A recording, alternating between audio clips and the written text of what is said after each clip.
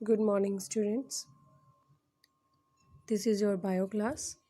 Today we will discuss our next topic, that is female reproductive system. I hope आपको male reproductive system के concept सभी clear हो गए होंगे। तो आज हम बात करते हैं फीमेल रिप्रोडक्टिव सिस्टम की। बच्चों, जो फीमेल रिप्रोडक्टिव सिस्टम है, आप बेसिकली इसके बारे में 10th क्लास में पढ़ चुके हैं। बेसिक डायग्राम्स, बेसिक लेबलिंग है जो। अब हम आगे फर्दर इसके बारे में डिस्कस करेंगे।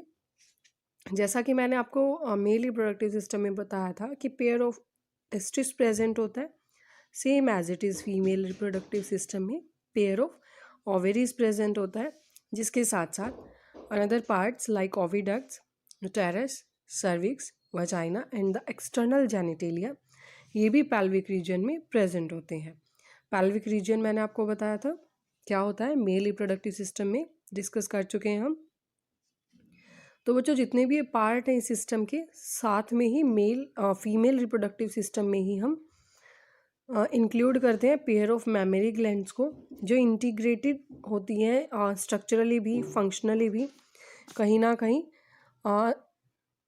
As a support system in the processes of ovulation, यानी कि ओव्यूलेशन के पीरियड में भी हेल्प करती हैं, फर्टिलाइजेशन में भी, प्रेगनेंसी के टाइम पे भी, बर्थ एंड चाइल्ड केयर में भी। तो बच्चों, इतना आपको क्लियर हो गया होगा कि फीमेल रिप्रोडक्टिव सिस्टम में किन किन पार्ट्स को हम डिस्कस करेंगे, पेयर ऑफ ओवेरीज और जो ये जितने भी पार्ट्स हैं इस सिस्टम के, वो साथ में ही मेमोरी ग्लैंड्स। मेमोरी का मतलब बच्चों कहीं ना कहीं ऐसी ग्लैंड्स होता है जो मिल्क प्रोडक्शन में हेल्प करती हैं।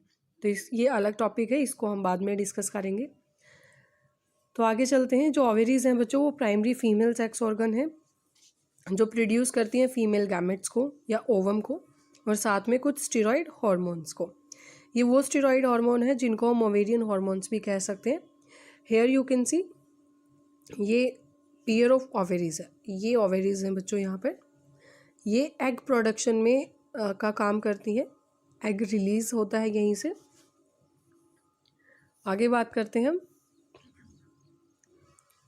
ओवेरीज प्रेजेंट कहाँ होती है? On each side of the lower abdomen. मैंने अभी आपको डायग्राम में दिखाया भी। और जो साइज़ है इनका near about 2 to 4 centimetre length होती है, और ये कनेक्टेड होती हैं पैल्विक वॉल से बाय यूट्रस, और यूट्रस से bye ligaments.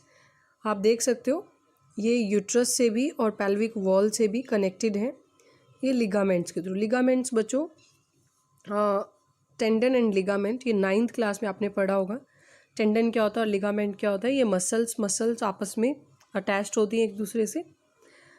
Each ovary is covered by a epithelium which encloses the ovarian stroma, यानी कि इसके ऊपर एक कवरिंग प्रेजेंट होती है ओवेरी के ऊपर एपिथेलियम की, जिसके अंदर ये ओवेरीज प्रेजेंट होंगी, ओवेरियन स्ट्रोमा। जो स्ट्रोमा है बच्चों, उसको हम 2 जोन में डिवाइड करते हैं, एक पेरिफेरल कॉर्टेक्स में और एक इनर मेडुला में।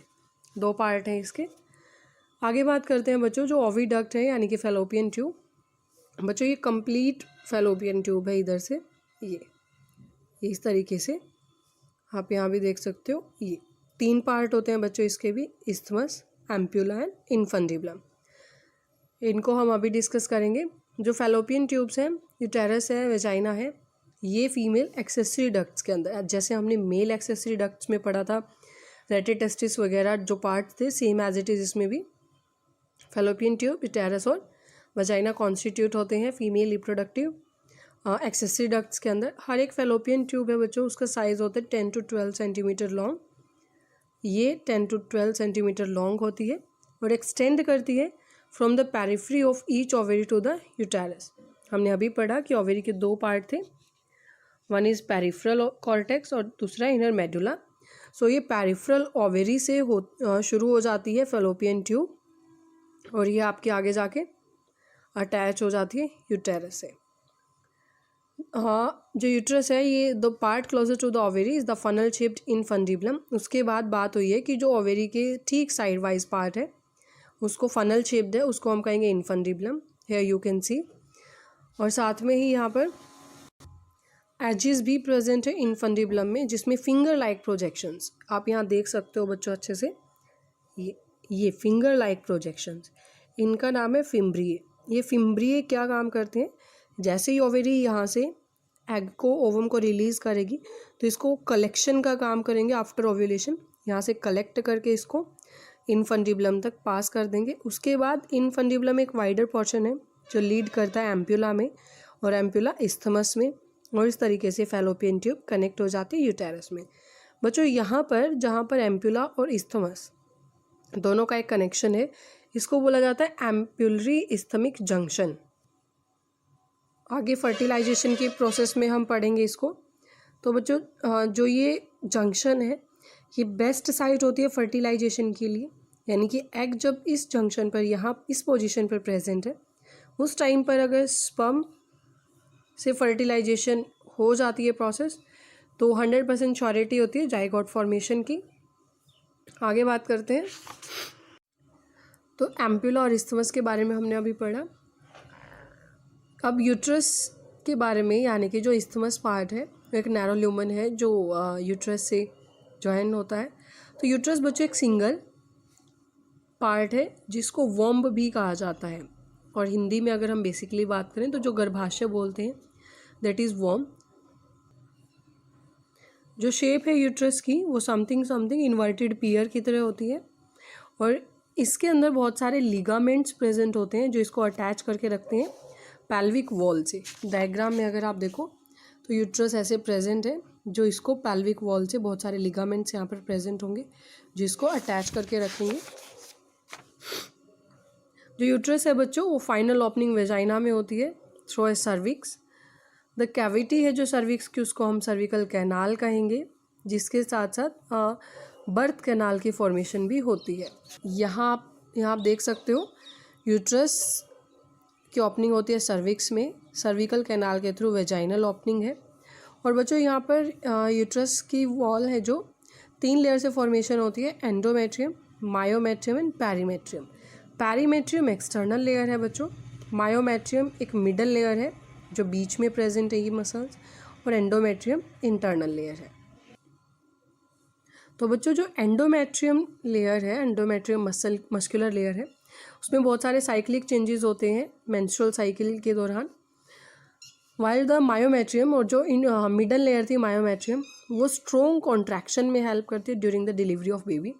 कॉन्ट्रैक्शन यानी कि जो सर्विकल कैनाल है उसमें कॉन्ट्रैक्शन में हेल्प करेगी ताकि इजीली जो चाइल्ड है, जो बेबी है, वो डिलीवर हो जाए।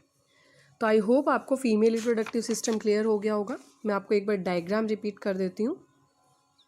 बच्चों हम शुरू करते हैं ओवेरी से। पेयर ऑफ ओवेरीज प्रेजेंट होती हैं जहाँ ओवम की फॉर्मेशन होगी।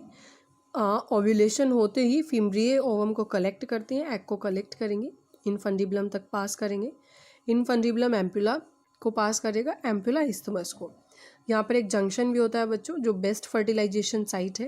ये तीनों ही पार्ट आपके फैलोपियन ट्यूब में कॉन्स्टिट्यूट होते हैं। उसके बाद जो इस्थमस है वो यूट्रस तक प्रोसीड करेगा, और जो यूट्रस है फर्दर सर्विक्स में, देन सर्विकल कैनाल और देन वेजाइनल ओपनिंग में। बच्चों जो यूटेराइन फंडस है, जो यूटेराइन कैविटी है, इसकी जो लेयर्स है वो 3 पार्ट्स में हम डिवाइड करते हैं, एंडोमेट्रियम, बायोमेट्रियम, पैरीमेट्रियम। जो एंडोमेट्रियम है बच्चों, इसमें मेंस्ट्रुअल साइकिल में हम इसको और अच्छे से पढ़ेंगे। ये बहुत सारे चेंजेस होते हैं इस लेयर के अंदर, ब्रेकडाउन भी होता है इसका, फर्दर फॉर्मेशन भी होती है। जो मायोमेट्रियम है स्टूडेंट्स, मायोमेट्रियम चाइल्ड बर्थ के टाइम पे, डिलीवरी के टाइम पे कॉन्ट्रैक्शन में हेल्प करती है।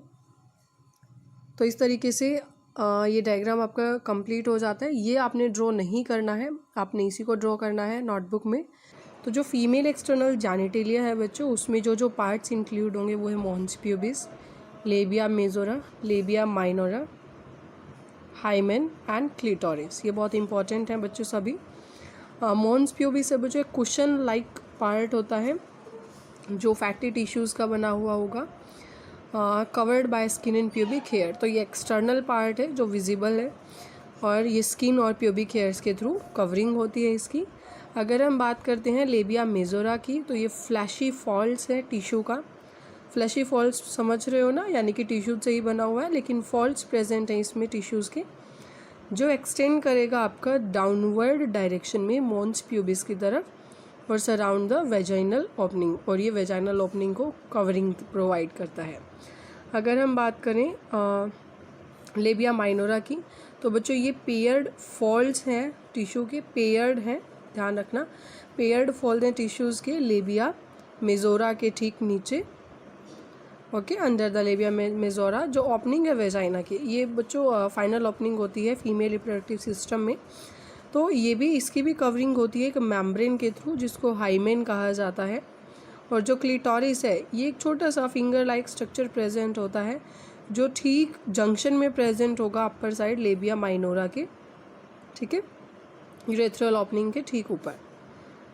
अगर हम बात करें हाइमेन की, तो ये फर्स्ट कोइटस यानी कि फर्स्ट इंटरकॉर्स के दौरान जो हाइमेन लेयर है वो रप्चर हो जाती है। इट कैन ऑल्सो भी, मतलब अगर हम बात करें भाई, ये एक ज़रूरी नहीं है कि फ़र्स्ट इंटरकॉर्स के दौरान ही हाइमेन रप्चर हो। कई बार सडन फॉल से, जॉल से, या वेजाइनल टैम्पॉन इंसर्ट करने से, या एक्टिव पार्टिसिपेशन हो किसी ह्यूमन बीइंग का स्पोर्ट्स के अंदर, लाइक हॉर्स बैक राइडिंग है, साइकिलिंग एट्सेट्रा, इस तरीके से, तो उस टाइम भी हाइमेन रप्चर हो सकती है।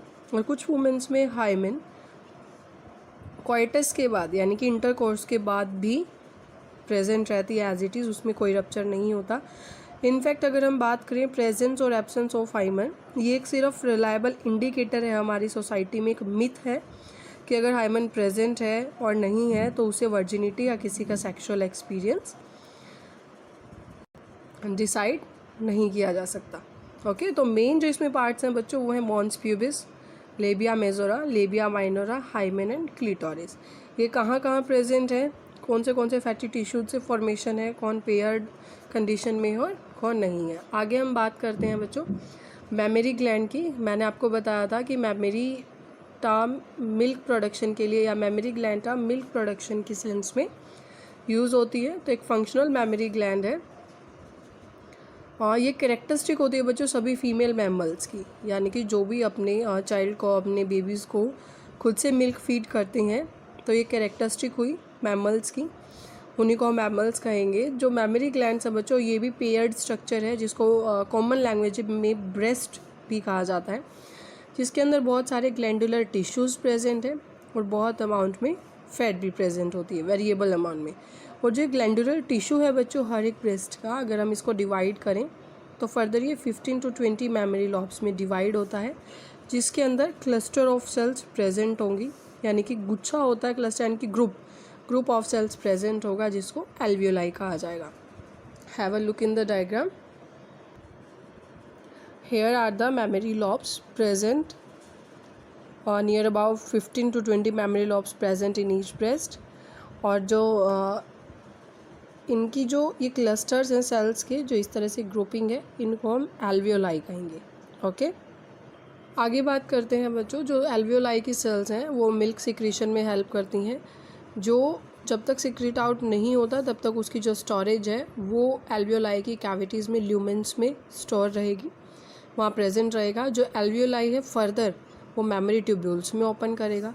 जो ट्यूब्यूल्स हैं हर एक लॉब के, वो मेमोरी डक्ट को जाकर ज्वाइन करेंगे, और कुछ मेमोरी डक्ट्स हैं वो फर्दर जो वाइडर मेमोरी एम्पुला प्रेजेंट है उसको ज्वाइन करेंगे, जो डायरेक्ट कनेक्टेड है लैक्टिफेरस डक्ट से, जहाँ से जो बेबी है वो मिल्क को लेगा। ठीक है, अगर आप यहाँ देखो तो हमने जैसे एक सीक्वेंस में आप पढ़ सकते हो कि मेमोरी लॉब्स हैं, उसके बाद इनकी ग्रुपिंग को मेमोरी एल्वियोलस या एल्वियोलाई कहा गया। फिर ये कनेक्टेड है मेमोरी डक्ट्स के थ्रू, मेमोरी डक्ट्स आगे ज्वाइन करती हैं एम्पुला को, एम्पुला ज्वाइन करता है लैक्टिफेरस डक्ट को, और एरियोला ये एक्सटर्नल पार्ट है। और यहाँ पर जैसे अगर आप बॉडी से इसको कनेक्ट करो तो जो हमारी रिब्स होती हैं उसके ठीक एक्सटर्नल ठीक अबव द रिब्स ये प्रेजेंट होता, अपर ऑन द रिब्स प्रेजेंट होता है, ये मसल्स प्रेजेंट है रिब्स के बीच में। और हमें पता भी है और 11th क्लास में आपने पढ़ा होगा कि पेक्टोरालिस मेजर मसल्स प्रेजेंट होती हैं रिब्स में। अगर बच्चों अब हम बात करें, जो निपल है इसका फंक्शन सिर्फ इतना ही है, मिल्क को रिलीज़ करना, ठीक है, जहाँ से through which milk is sucked out. So I hope आपको ये टॉपिक क्लियर हो गया होगा। यहाँ हमारा फीमेल रिप्रोडक्टिव सिस्टम कंप्लीट हो जाता है। कल बच्चों हम बात करेंगे गैमेटोजेनेसिस की। यहाँ तक अगर किसी स्टूडेंट को कोई डाउट है तो आप पूछ लें।